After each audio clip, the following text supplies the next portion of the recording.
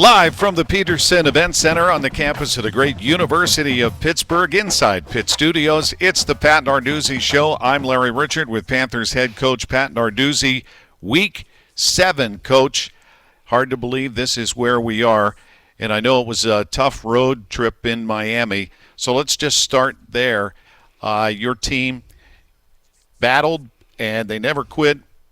10 penalties hurt you a lot, though, but there's no reason. Your team is just as talented as that team, but you end up on the losing end of it. No doubt about it. And, I sure hope our kids and coaches don't get used to that because it's got to change. Our luck has got to change. Our kids have come out and played hard every game.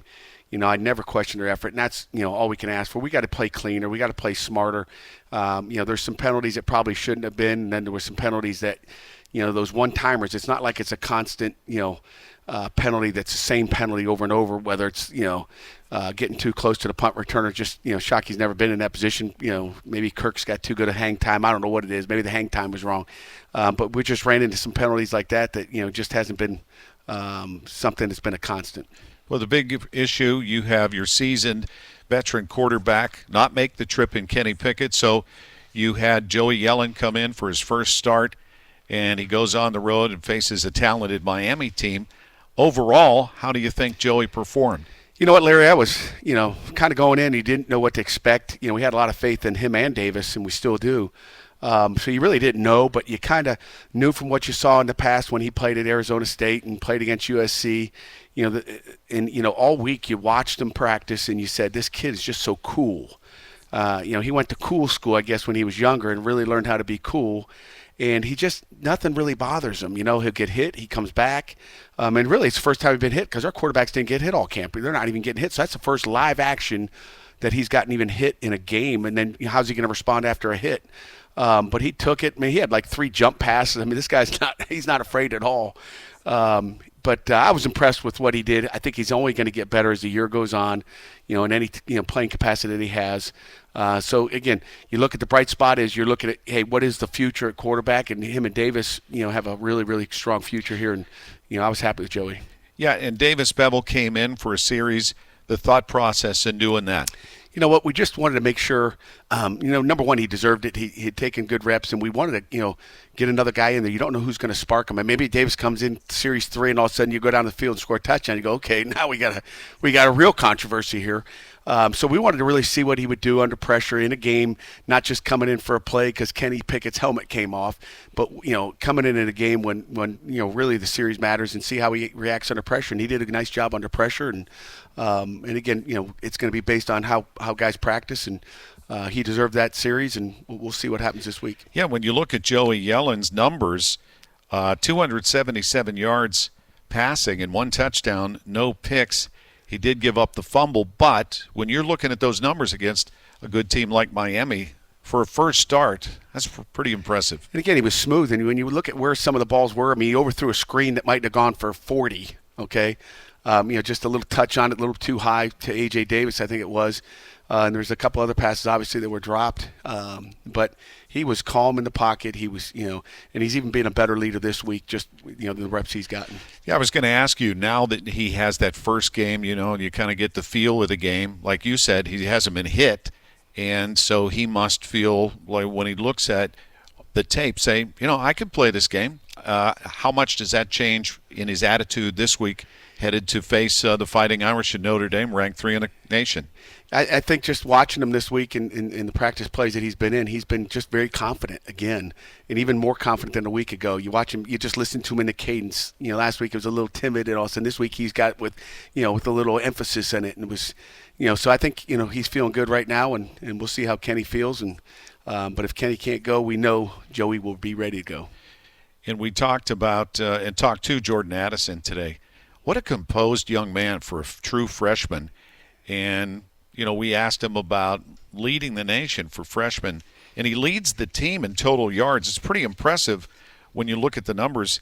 He's got 541 total yards, which is just ahead of DJ Turner. All-purpose yards, 43 rushing, 444 receiving. I'm sure you're pretty proud of the effort of Jordan Addison. No question. He went to cool school too. He is. He was cool. very composed, really, as a freshman facing, the media horde. Yeah. Did you get some words out of him? Did he talk? Yeah. He did? Yeah, he did.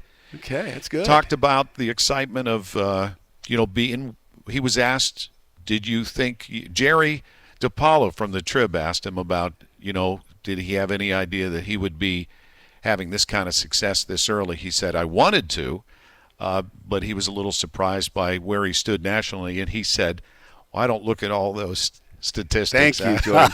I'm going to make sure tomorrow. I'm going to tell him he stinks tomorrow. Make sure he doesn't. We know how that is, but again, we've also played 6 games, Larry. Too. I mean, I don't know how many teams in the country have played 6. Not many. Notre Dame's played 4 at this point. Yeah, they played 2, had 2 bye weeks, and then played 2 this more. This is their first road game of the season. Yeah.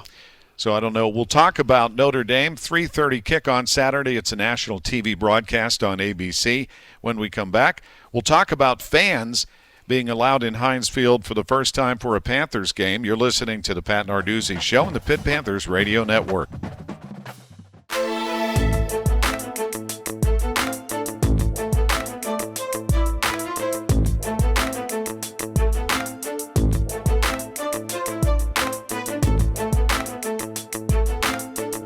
We got to be smart. We have to have poise.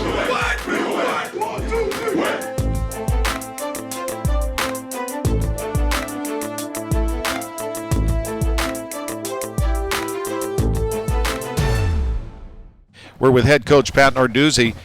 Talk about the play of Kalijah Cansey, another young player. You've got a lot of young talent with a lot of seasoned veterans on your squad.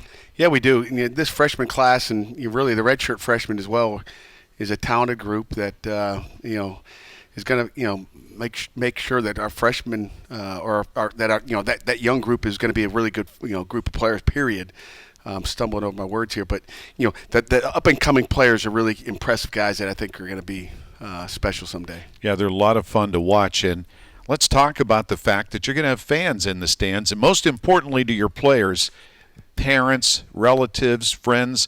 For the first time this year, we'll be able to come to Heinz Field. Everybody's got to be happy about that. No question about it. I'm sure our kids are excited. I'm not sure what fans are going to look like up there. It's going to be kind of weird. Like, hey, what are those people doing up there? Are they allowed to be here? But I'm excited for our players to have their parents, and close friends. The limited 5,000, I guess, that'll be in that stadium. It'll look empty, I would imagine.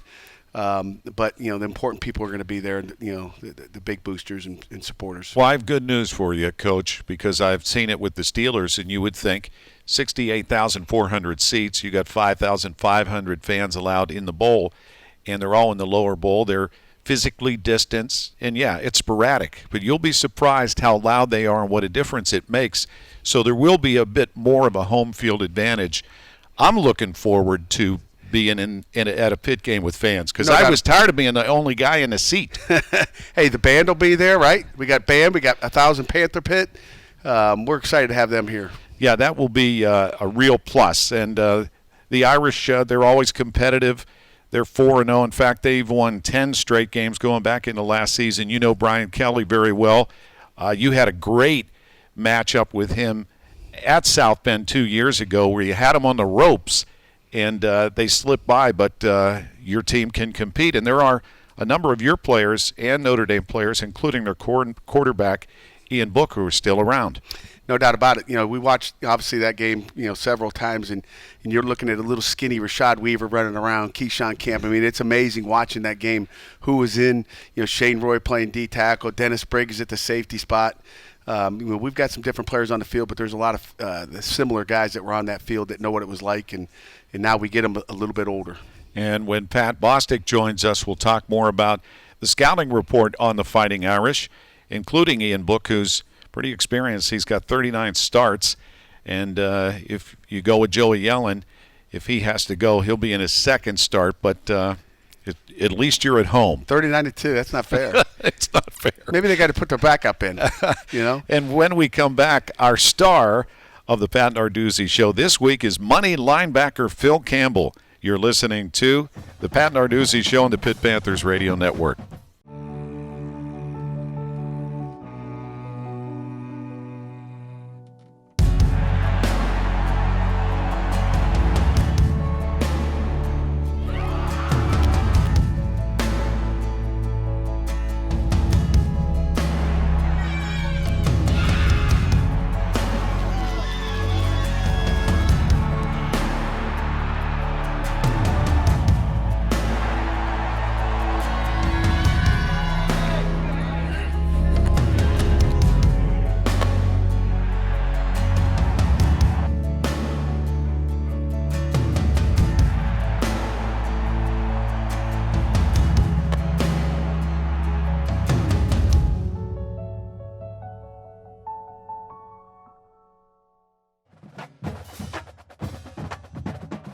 Welcome back to the Pat Narduzzi Show. I'm Larry Richard here at the Peterson Events Center inside Pitt Studios. And this week, our feature player is money linebacker Phil Campbell. Hi, Phil. Hi, how are you? You're a fifth-year senior from Kendall Park, New Jersey, South Yes, Brunswick. sir.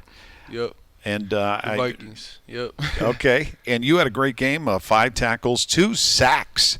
And you got credit for 2.5 tackles for loss. That's sir. a good day. You should get paid. No, I appreciate that. More So to come. you're facing the highly touted Fighting Irish of Notre Dame. Coach, I always think of the late Keith Jackson because this is the ABC game, and Keith Jackson would do those games back in the day. It always seemed like Let me hear that voice. I know you got it.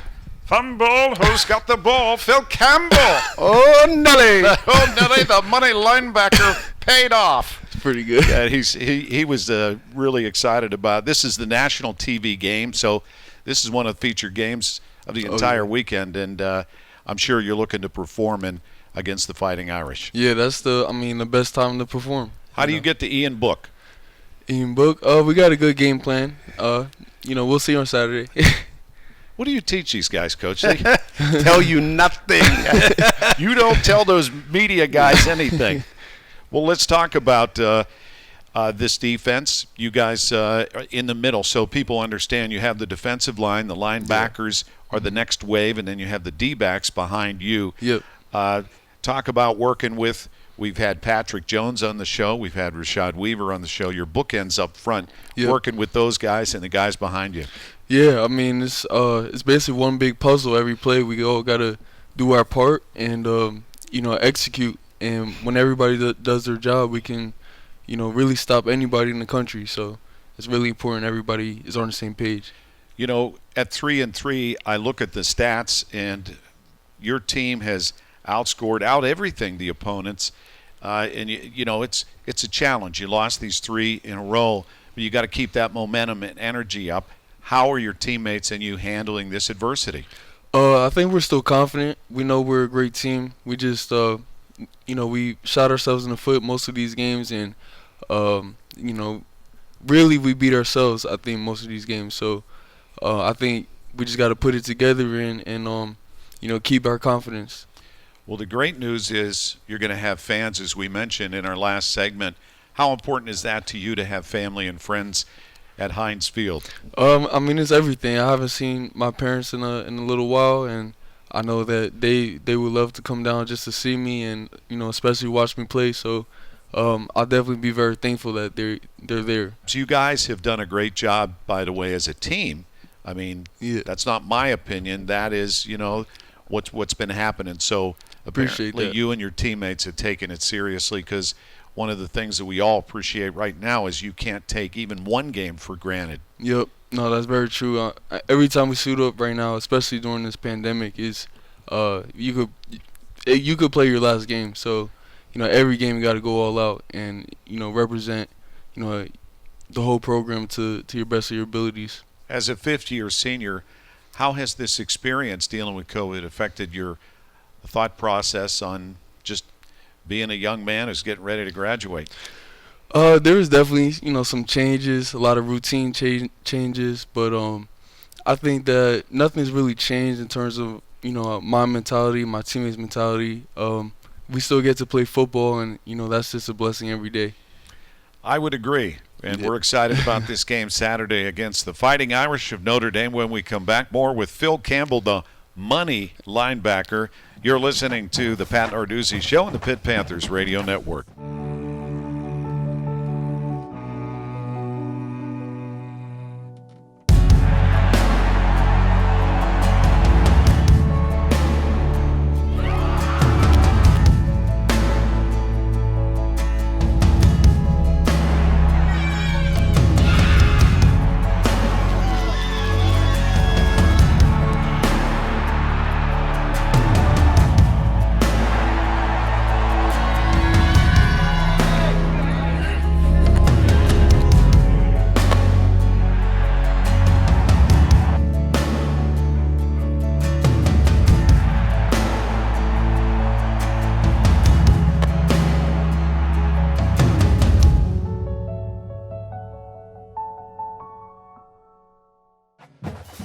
Welcome back. Head coach Pat Narduzzi with our star player, money linebacker Phil Campbell in his 5th year.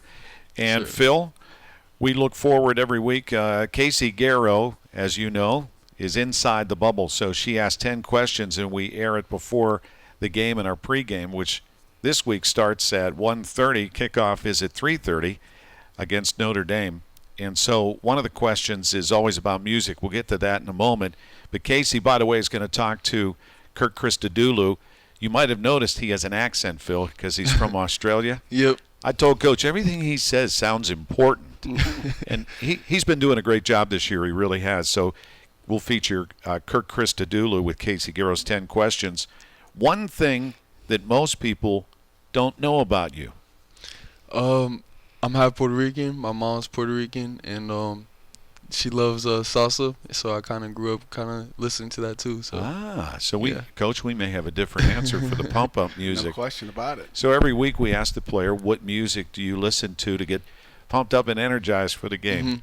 Little J. Cole, because my brother, he used to like him, so that kind of brings me back. Little Baby, just because he's what's hot right now, and just I mix it up to whatever is my vibe, whatever I need to get to. And do you sing or dance? If you say your mom does salsa. I don't sing, and I don't really dance. I gotta be comfortable, to dance. Well, we're among friends here. Yeah. Yeah. So I understand you're a communications major. Mm-hmm. You want to play at the next level. When Yep. you get an opportunity to do that, I think you certainly will, observing you as a player. But this is a weird world we're living in where everybody Yeah. gets a pass this year. Mhm. And that's you know why that's so uncomfortable for the coaching staff, Phil? Because they like to know what's going on, and they get all those details, and they got plans and maps and calendars and deadlines and dates, and you kind of throw Right. all of that out. It makes them crazy. But this gives you guys options, right? Yeah, I'm just glad I have a good option, at the end of the season. So that's just a blessing to be able to have that. So you have an option, but at some point you would like to play on Sundays, I assume. Absolutely.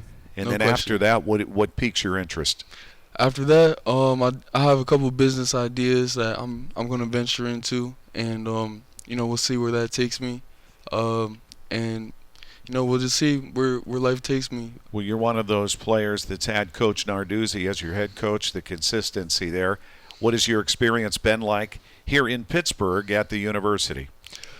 Been great. I got a great education. I met great people, great professors. And this program really has raised me into the man I am today. So I'm very thankful to have been here. Well, you know what? You have a bright future and a lot to look forward to. Thank you. And I look forward to seeing you Saturday line up against the number 3 team in the nation. Does that intimidate you at all, Phil? No, not at all. I didn't think it would. There's just another opportunity just to prove, myself and prove to, as a team, what we are and what we're capable of. So. Well, you guys have been so close, and you have never quit, and you put the effort in each and every play and each and every day, and we see that. So Appreciate that. good luck to you, Phil. Thank you. Thank you. Money linebacker Phil Campbell. And when we come back, former Pitt quarterback Pat Bostic will join us. We'll break down the game against the Fighting Irish. You're listening to the Pat Narduzzi Show on the Pitt Panthers Radio Network.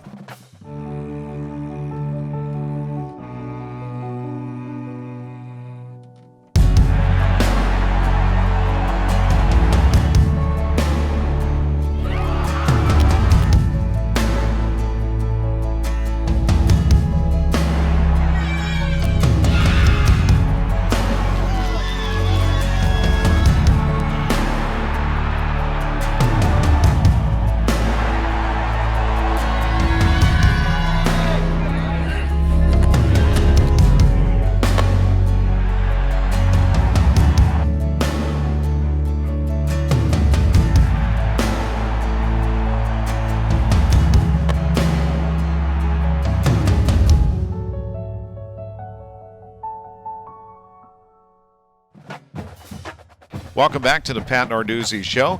Coach Narduzzi joined by former Pitt quarterback and Associate Athletic Director of Major Gifts at Major. Bostic. Hey, partner. I'm doing good. You doing all right? You shaved. You always give me grief about my haircut. He always looks clean. No, he's had a beard for the past few weeks. So last week you had a beard? Yeah, Coach. I didn't see you That's behind all right. that mic. It's You had a that little mic, thing. maybe it looks like. Yeah. That's we're right. so far away from you. We're here. physically Social. distanced, Yeah. so people know. Pat, it was a tough game for the Panthers. Opportunities and in that first half, some penalties that added up to 10 overall, every different way. But I didn't think that there was any reason that the Panthers couldn't compete with Miami player for player. Yeah, I just needed to score some more points. Obviously they moved the ball. I thought Joey Yellen played great for his first. I mean, he's got 2 career starts against USC and Miami. Now he's going to, maybe play against Notre Dame. We'll see. I mean, those are 3 pretty good teams. So I thought he acquitted himself well. Made some plays down the field and just got to finish drives. Gave them some short fields, obviously, to Miami. They took advantage of that. But that game was closer than the score indicated, and they had an opportunity, down 5 at one point to take control of the game. That's when you got to put a drive together, and you end up punting, and momentum switches back. And it was just, those 5 or 6 plays a game that you look back on, and if you make the plays instead of them making them, the outcome's much different. Yeah, and we noticed, talking about Joey Yellen, Coach, when we were covering the game, his face, they showed close-ups, and he looked cool for being, the guy that with the ball in his hand. He was impressive. You could clearly tell he trusted his line because he had a presence in the pocket, and that's really rare for such a young quarterback. It really is. I mean, he will hang in the pocket really probably better than Kenny. Kenny likes to get up and go, but he's very calm in the pocket and made some nice throws from the pocket. And I know that I'm sure when you look at their quarterback, we talked about Ian Book. You've seen him before. You've probably watched tons of tape on him, no doubt. 39 starts. He's one of the most experienced quarterbacks in college football just from his starts in this game. So big contrast there. How do you support, whether it's Joey or whether you got Kenny back at some point in the future? We'll see about that. But I'm thinking that the guys around him will rise up. We talked last week about everybody had to elevate their game around, Joey and really on defense as well. With Kenny being questionable at least for this weekend, if Joey is a starter or Davis gets in there, who knows? Davis may be the starter. Who knows? How the week progresses here, but I think everybody's got to elevate their game to play around those quarterbacks in that situation. How do you find a way to rush the ball? Because it's been such a challenge. You have this stable of backs, and seems like you've tried everything to just get that jump start at the running game. Well, we just got to keep pounding that rock, period. At times you think maybe we should run it a little bit more. We've had success in the red zone running the football better than I thought. I went back and watched all 66 plays of our offense in the red zone, and you look at it and you're going, hey, we're not running the ball bad. Maybe we run it a little bit more. We're actually having more success running the ball in the red zone than we are throwing it. So, Notre Dame's front 7 really running the ball against them is not going to be easy. They're big, they're physical, they rotate guys in there, and they know what they're doing. So it's going to be as big a challenge. It may be a bigger challenge than last week against Miami. I mean, you got to limit penetration too. I mean, the negative plays are what really kill you. It's your rushing total. I mean, obviously you rush for 22 yards. That's never good, but you had 28 negative yards as well. I mean, obviously 2 big sacks, and then Vincent got kind of thrown around on one, and it was a bigger loss than it should have been. But that's the biggest thing from my vantage point is limiting penetration, run-throughs, winning at the point of attack. There are times when you do it. Obviously, you get positive yards. Started off the game great against Miami, but you get a couple negative plays, the defense gets juiced up and going, and you're running uphill then. Really started the game. I know that you have scripted plays, at least to start most games, and things were moving pretty well in that first series. They really were, and then you get a couple penalties, you get a TFL, and like Pat said, things start to you get that defense cranked up a little bit, and they feel the tempo of the game, they feel what you're doing offensively, and they just get a beat on you, and then you got to change it up and do some different things. So you want to convert those 4 field goals into touchdowns. Obviously, that's the goal. But Kessman responded this week, and he was perfect. And your third part of your game, the kicking game, they did did a nice job. They really did. Our special teams have been solid all year. Probably besides the Syracuse game, as far as just our coverage of our punt team that day and some of the punts and location of where those landed. But we've been pretty good at fair. I mean the returners are fair catching the ball. Period. Kirk is doing a great job, and then of course Kessman with his field goals has been outstanding. And what you need to know about the Fighting Irish, brought to you by PNC Bank. Make today the day. With head coach Pat Narduzzi, we're with Pat Bostic. He's analyzing his depth charts over there. Coach Bostic, how do you break down the Fighting Irish? They have 127 career starts on their offensive line. That's how I break them down. I mean, that's crazy. Yeah, I noticed I've never seen a number like that. They're well coached up front. I mean, you go back historically and you look at the history Pitt and Notre Dame share, and one of the guys that always comes up is Joe Moore. Joe Moore coached at Pitt, coached at Notre Dame, just a vaunted offensive line coach. There's a Joe Moore Award. Jimbo Covert was a part of championing that, and you look at they have a Joe Moore Award for their offensive line room there. So they're really good up front on both sides of the ball, I think, and that's where it starts. They stop the run, they run the football. It's 2020 and everyone's concerned with points and throwing the ball and up tempo. But if you can stop the run and run the ball, I think they're proving that's a pretty good recipe. Yeah, and they had, of their 4 wins, they're 4-0, obviously 3-0 in the ACC, and this is the first time in their 132-year history that they've been a part of the ACC in football like this because of the world we're living in. But last week, a team that you beat, Coach Narduzzi, Louisville, gave them a battle. I mean, the Fighting Irish won 12-7. They did it with 232 yards rushing, but only managed 109 yards passing. And I know your mantra on defense is stop the run, which by and large you've been able to do this year. We have. I mean, I think we're have a better ranked rushing defense. Those rankings don't mean anything going into a game that that rushing game. Their tailback, I think, is the best tailback. Kyron Williams is the best tailback we've seen this year. He's fast, he's quick, he's physical. Their tight ends, are outstanding. They got 3 of them. Tommy Tremble is the number 1 guy that I love the best. They got a young kid, number 87, that is sharp as well. Just a true freshman. They'll put him in passing situations. He can run. He'll try to leap over you. And 89 is a big old tight end. So their line and their tight ends, they're going to be in a lot of 2 tight end sets, a lot of 3 tight end sets, even some 4 tight end sets at times. So they want to run the ball. It is old school Notre Dame football. It's not like the team we faced a couple years ago that liked to spread it out and be a lot of 11 personnel or 3 wideouts in a game. They trust their tight ends, and they'll get in those one back formations with those big tight ends. So it's a physical team, and I think we match up well, and we'll find out how we play Saturday. Pat Bostic looking forward to our coverage at Heinz Field. 3:30 is kickoff, 1:30 is our pregame. Well, Coach, an exciting opportunity. You have a bye after this, so you don't have to think about the next one. You can just focus on this one. Good luck against the Fighting Irish. Thanks, Larry. Hail to Pitt. Pat Bostic looking forward to our coverage. Appreciate you being with us tonight, partner. All right, man. This is the Pat Narduzzi Show on the Pitt Panthers Radio Network. Hail to Pitt.